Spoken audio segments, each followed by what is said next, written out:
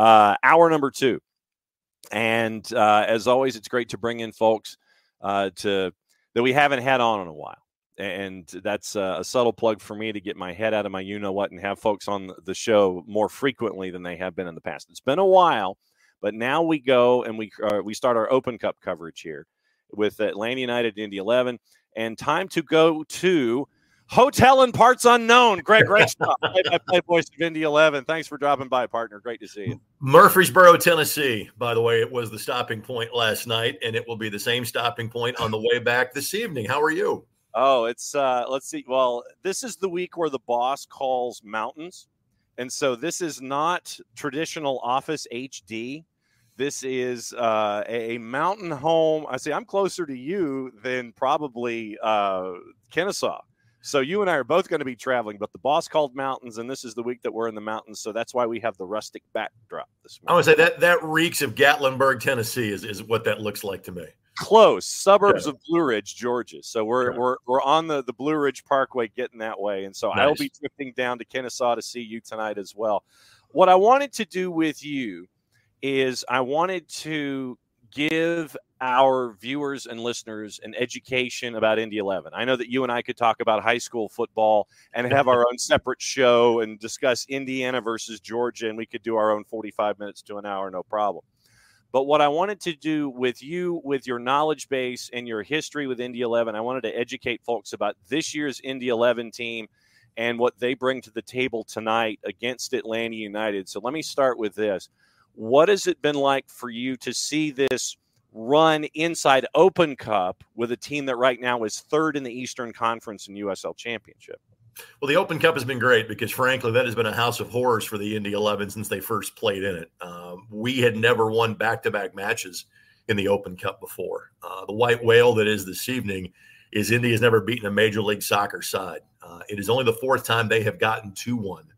They played one in 2014, lost in extra time against the Columbus Crew, got the kicks against the Fire in 2016, and that is one of the best Indy 11 teams. It was back in 2016 when they were the runners-up in the Soccer Bowl in the old NASL days to the New York Cosmos. And then last year, played the Columbus Crew to a 1-0 draw at Crew, or I'm sorry, a 1-0 loss at Crew Stadium at the end of April. So there have been losses to PDL teams in back-to-back years against Michigan Bucks and Mississippi Bria. There's been right. Yeah, the Open Cup's pretty good about keeping things regional. Sometimes that didn't work out. In 2018, we played our Open Cup match in a high school stadium in Mississippi. And so, again, there are times when the Open Cup didn't work out from a scheduling standpoint. This time around it did. And, again, Indy has played Chicago Fire 2 and basically milked a fourth-minute goal into a 1-0 win from about 38 people at SeatGeek Stadium on the southwest side of Chicago. Yeah. Then had back-to-back home matches against San Antonio. And I don't think San Antonio sent their best squad. We saw them, and they've been struggling anyway through injuries and international call-ups and things like that. We saw them again a month later and won 1-0 on an own goal just a few weeks ago on June 15th. And then Detroit City, who's had a really good year. Detroit City came to Indy and won in the regular season on March 30th. Indy smoked them when they played in the last round on May 22nd, winning 3-0. And actually, we played them in the preseason, too. So our women's teams played in the W League playoffs on Sunday. So our two franchises tend to get connected a lot. So Indy is coming off what has been their best run in franchise history. They had a 12-match unbeaten streak. 11 of those were wins. A record-setting consecutive victory streak that ended on June 22nd with a 1-0 loss to Orange County. And then much like Atlanta United, it's a busy stretch for us. I know that AU's coming off of, Wednesday, Saturday on the road. Indy was in Providence, Rhode Island on Friday and played to a 3-3 draw against Rhode Island, which is truly the only expansion side this year in the USL Championship. So Indy is in largely good form. They're not completely healthy. And obviously USL Championship depth versus Major League Soccer depth is a completely different thing. But as an Indy 11 team that feels they have a shot to win at Kennesaw State tonight. So if you and I were doing the TV Open, traditionally, two-man booth, you and me, we're sitting there, we're going to chew the fat for 90 minutes plus a pregame and a halftime. They roll the title card out. title over wide, Atlanta United versus Indy 11, Fifth Third Bank Stadium, Kennesaw, Georgia. You get your action at the Fraction, and you get to see what's going on. They come out to the 2-shot with the 2 of us. Mm-hmm. And then we do the players to focus on. And I'll let you do more than one player because we're talking about your team specifically. Right. Who would be in your spot shadow for folks who haven't seen Indy 11 this season for them to do well tonight? Focus on player X, player Y, 1, 2, whatever. Who's in your spot shadow tonight?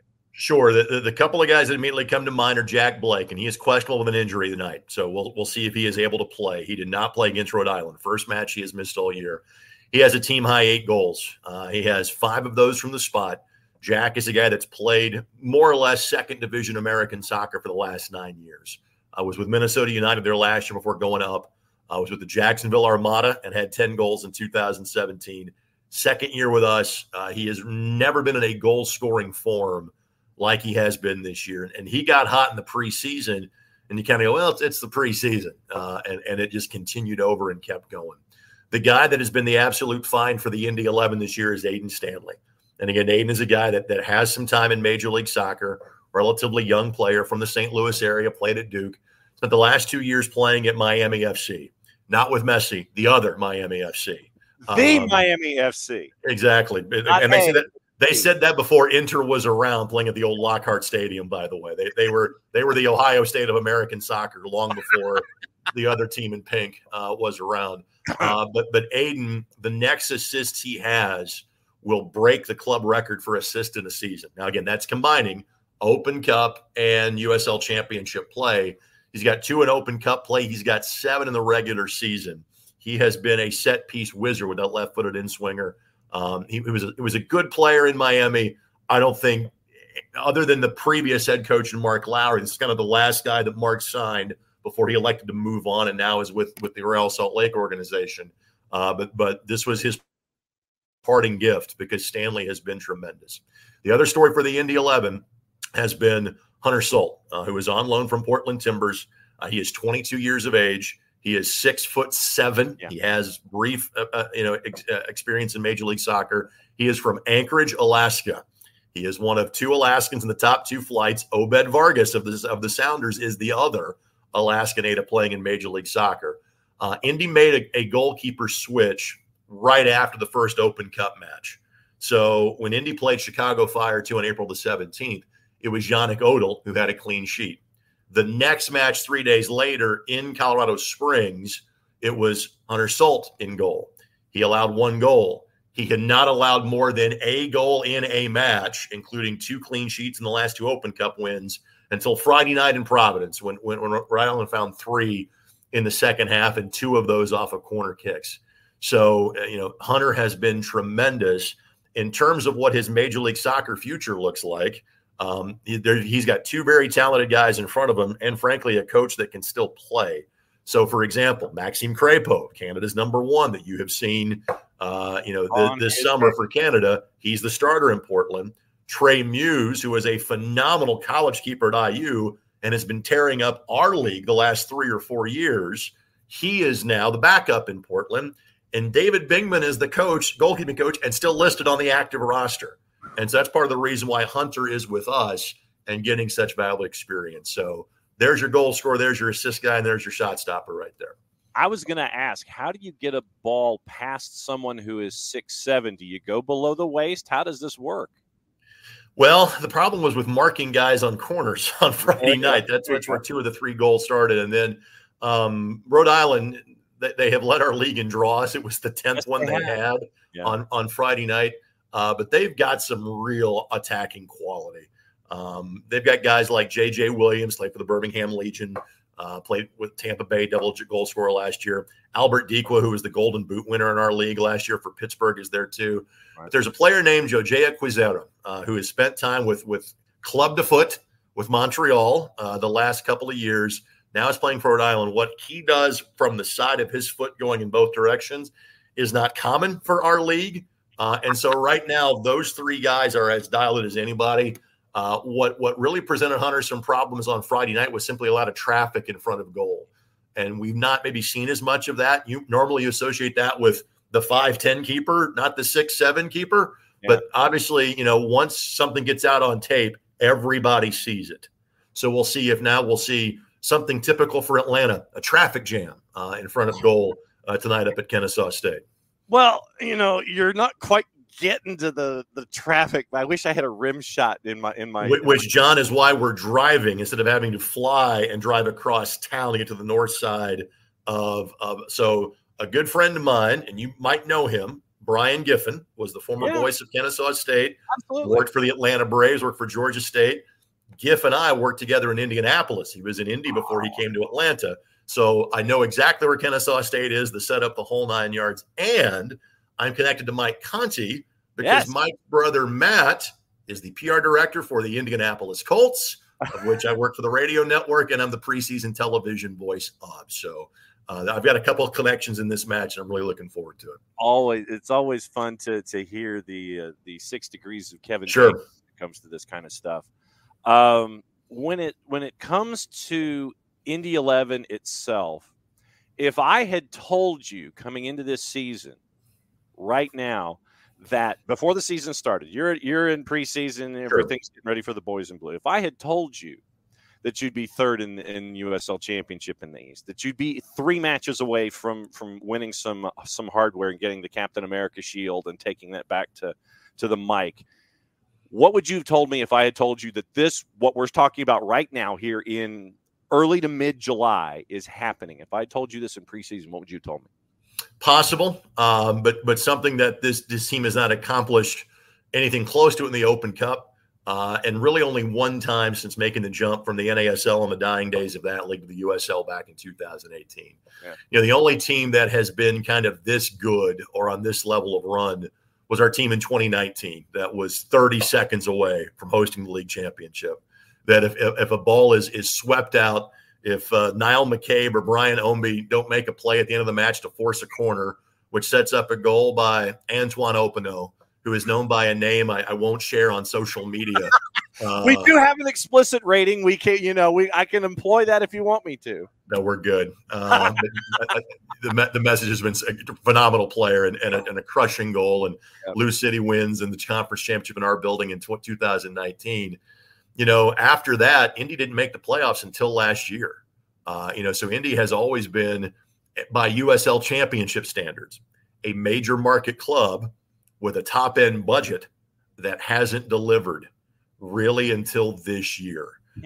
And so when you look at the pieces that were put together, when you return players, again, at our level, guys like Cam Lindley, Jack Blake, Aiden Quinn, even though he's out with an ACL tear, that happened back in September. We've not seen, I would hope we would see Aiden maybe at some point in time toward the end of July, early August. But Sebastian Guenzati, they're in USL championship history, there are 2 players on this team that are top 10 all-time in league goals scored. And then Indy went out and got Romario Williams, who's just outside the top 15. Now, Atlanta fans will not see him tonight because he is cup-tied. He'd already played in the competition for Hartford. So we let Romario play all 90 minutes on Friday night. We let him empty the tank and tried to save kind of both Augie Williams and Sebastian Guenzati a little bit for tonight's matchup. But if you're a USL fan, the names that are rattled off are names you've heard about, for the better part of the last decade, and are kind of all-timers. So you thought a run like this was possible. The Open Cup has what's been more elusive. But again, when you only have 8 Major League Soccer teams competing, and here we are in the quarterfinals, and Indy has not played one yet. They played in the only all USL championship round of 16 match the last time through. So when you phrase it that way, you go, okay, it's possible. And thankfully, from my perspective, the Indy 11 have certainly taken care of business up until this point. Greg Rakestraw, play-by-play voice for the boys in blue. The Indy 11, he's making the trip down to the Fraction tonight, so we get to see Greg as Indy 11 takes on Atlanta United in Open Cup. We talked about the open of our artificial television show. Right. Let's go next level. For things to be going well for Indy 11 outside of the ones in the Greg Rakestraw spot shadow, give me some of those second-level guys that folks can gravitate toward if they're watching it either on the Apple TV Plus or if they're in Kennesaw tonight. Give me a second-level guy that if things are going well, you can focus and gravitate toward those folks as well? Well, I would say focus on the third level because Indy, as part of their run of success from mid-April on, they made a switch from 4 at the back to 3. And what that did is that allowed Aiden Stanley to play further up the wing. They made a couple of player moves. They brought in Ben Mines and Ben Afemu from the Miami FC back in mid-April to get Romario Williams, had traded a pretty good player in our league in Yunus Budati. That happened a couple of weeks ago. So it's Mines and Stanley that are on the outside of what has really kind of turned into a 3-5-2 as of late for Indy. Kind of started as a 3-4-3 and has morphed into a 3-5-2. But at the back, they've got talented players, but again, they're also dealing with injuries. And that's where, again, the depth of an MLS side is so completely different. At our level, if you've got 16, 17, 18 guys that are truly experienced pros, that's about the max you're going to have. You're going to fill out kind of those last 4 or 5 roster spots oftentimes with academy players. Well, Callum Chapman-Page, I'm not sure is 100% healthy, one of our top defenders. Adrian Dees-Pay missed the last match after getting hurt 2 weeks earlier. You're not exactly sure what his status is going to be tonight. And so does Indy really have the bodies to pull off that 3-5-2? Because if they do, then they will be much more in attack mode. They're not going to sit back and bunker in tonight's match against Atlanta. They're going to go after it if they've got the bodies at the back to pull that off. So that is kind of the game within the game in terms you want to kind of scout and watch this Indy 11 team. Look who's starting along the back line. And if it's amongst the names that I mentioned, Ofemu's in that group. Young man named Josh O'Brien, who's 21, but has spent the last 2.5 years playing in Scotland and England, is about to go to the University of Washington, and got offered a chance to play for Watford's U23 team and took it and went over to England as an 18-year-old. Now he's back as a pro in the States for the first time. So kind of look at who's in the back for Indy. That will kind of give you an idea as to what their attack plan is going to be for tonight's contest. I've mentioned this twice in the interview so far, but what I wanted to do was ask you specifically. The fact that Indy 11 is investing in you guys coming down to call the match and have the Indy 11 voices attached to it. For someone that doesn't know what the sport means to Indianapolis, what Indy 11 means to the fabric of the folks that love the sport there in Indy, what does it mean to be able to have the resources to come down and call a match and be a part of that continued story? Well, let's put it this way, John. This will be the first English language radio broadcast in the history of the team. Now, I have been involved with television. We were actually counting them up on the way down here. I think this is our 198th match we've produced for the Indy 11. If you count preseason matches, that number bumps up maybe a couple and gets to 200. There has been Spanish language radio for home matches, but there has not been radio. And again, to kind of set the scene, Atlanta's a sports town with multiple sports radio stations. Was driving around this morning. Nashville's kind of got 3 different ones that compete.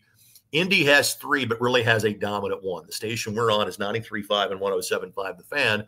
It's where the Pacers play. It's where the Colts play. It's where the Indianapolis 500 is. It's where IU football airs. It is the big man on campus from a sports talk standpoint. And when the Indy 11 first came around, I was the program director of that radio station. And it was part of the appeal of having a weekly radio show was, guys, this gets you immediate credibility. You got to see at the cool kids table. You're going to be viewed as, hey, if you invest in this, this is what's going to happen. We're still doing that radio show, 10 plus years later. And so, the club kind of reached out before the last one and said, hey, we might doing an audio stream because obviously U.S. Soccer produces the video for all these. For example, Apple TV, is where you can watch once they get to the quarterfinal rounds where you can watch the game. And I go, fellas, I said, if you're going to do an audio stream, put it on radio. And secondarily, don't bother with the home match. Wait until it's at least if it's a Major League Soccer team coming to Indianapolis. Right. And so obviously the joy of kind of the regional pods is that it makes it possible for us to either fly down, which we could have done, or drive down. And Brad and I, my color partner is the vice president for club marketing, growth, and a variety of different things. Started as just the color guy, and now is like one of the top 2 or 3 ranking individuals in the company. But it also comes at a time, as you well know, where things are kind of slow. Now, Indianapolis, the landscape has changed. A young lady named Caitlin Clark has made the Indiana Fever cooler than they ever have been. They're drawing, as you know, they drew 17,000 for a game in Atlanta a few weeks ago. They've sold out every ticket so far, and so that slow time is no longer slow. But this is a chance for the Indy 11 to kind of further capture the spotlight, which in a sports market as competitive as Indianapolis, they're always looking to do. Here's the opportunity. I also estimate there'll probably be about 50 to 100 traveling fans that will make the trip down to Fifth Third tonight. So you will hear them if you're watching or listening, whether you're listening on the games feed that Mike Connie does, whether you listen on our feed on the Fan that I do, or whether you're watching on Apple TV. Can you take a question from the Twitch pitch about the current situation of soccer there in the city? Sure, absolutely. What's the question? Okay, this is from Rich Ransom, and Rich is our resident Philadelphia Union guy, and he lives in Philly. He wants to know, I unfortunately need to know how Indian supporters are dealing with how Major League Soccer and the mayor is trying to kill them. So that's the question as it was phrased by Rich. Right. So I will let you take the news peg there and run with it. Let me try to give you the elevator version of the speech. I know you've got another guest to get to and a finite amount of time for the show. Indy has had a stadium deal in place with a funding mechanism through the Indiana State Legislature for the last 5 years. Obviously, COVID happened in between then that delayed a lot of the project. There was a groundbreaking last year, but there is, from the city's perspective, I think there's concern in terms of the funding gap, in terms of what the price to construct this facility was going to be in 2019 versus what the cost is going to be to build it in 2024. The ownership group of the Indy 11 is the Keystone Corporation. They are in the construction business. This is going to be, as you see in a lot of places now, it's not just a stadium, it's an entertainment district. It's hotels, it's park space, it's concert venue. It's trying to put everything into as many city blocks as possible. Well, earlier this year, there kind of became a chasm between what the city thought was appropriate and what the Indy 11 thought was appropriate. When not word publicly, but kind of word behind the scenes got out that there was a potential fracture in that relationship, some other investors that said, hey, we think we can have access to a Major League Soccer franchise kind of stepped in and said, hey, why don't you try, hey, we can get you an MLS team because Indy was going to build the stadium, whether they had as in the Indy 11, we're going to build the stadium, whether they had an MLS badge on their chest or not. They felt confident that they could fill that stadium playing in the USL Championship and their women playing in the new USL Super League, which starts in August. Indy had always slated to join that league next year in 2025 with the idea the stadium would be done. Well, the ground has been raised, but the building that was on it is gone, but there's been no further action at this time, while now the tax area, the funding district, the kind of the way to keep revenue to pay off construction bonds and things like that, it has now been moved from where the Indy 11 had built that or had bought that property to an area closer to Gainbridge Fieldhouse and potentially linked to another investment group that thinks they can bring MLS. So while the action on field has been great for the Indy 11, the action in the business side of things, the boardroom has not been. Indy 11 still plans on building 11 Park. They may be doing it without funding from the city of Indianapolis. It is very much a soap opera, and it's very much something that I wish I had a simple answer to, and there's not. And it's still a story, John, that is very much in progress. All right, hit me with the broadcast plans from your time tonight when we see you at Fifth Third. All right, so we go on at 7 o'clock on 93.5 and 107.5 The Fan. If you want to stream the Indianapolis radio version, you can, 1075thefan.com. Kickoff, by the way, is at 7:10, and I look forward to, I'm a radio guy first that primarily does TV and video. Soccer is a sport that I think kind of like hockey, where the play-by-play is more similar in terms of radio and television. But I'm sure there'll be times I'll have to remind myself, hey, dummy, they can't see. Make sure you're describing more of the actual passes and not just having a casual conversation with Brad the way we normally do on our television broadcast. Oh, looking forward to it. It'll be great to see you, my friend. Safe travels from Murfreesboro, Tennessee, down to Kennesaw, and we will catch up with you later this afternoon in person and the broadcast tonight. Enjoy your morning cup of Joe. We'll see you in a bit. Thanks, John. All right, that is Greg Rakestraw. And like I said, Greg does a lot of different things, as evidenced by the interview. And like I said, I could talk to Greg for another, Lord knows, another segment and a half about high school football, and we can get into that comparison. But what I wanted to do there, and Greg, he's a great guy, but I wanted to bring in Greg to let everybody know about Indy 11. And Rich, I hope that answers your question about what's going on with Indianapolis and the state of soccer there in town. It's there's going to be a lot of stuff to talk about when it comes to the Indy 11 and the state of soccer there in Indianapolis, and what is going on and who's going to be doing what. But that is definitely going to be a part of the future there when it comes to the sport in Indianapolis. But it'll be great tonight with the Indy 11, the boys in blue going up against Atlanta United, and you got your greatest hits with Greg about what's going on with them to be prepared and understand what Indy 11 is bringing to the table tonight. So very, very cool.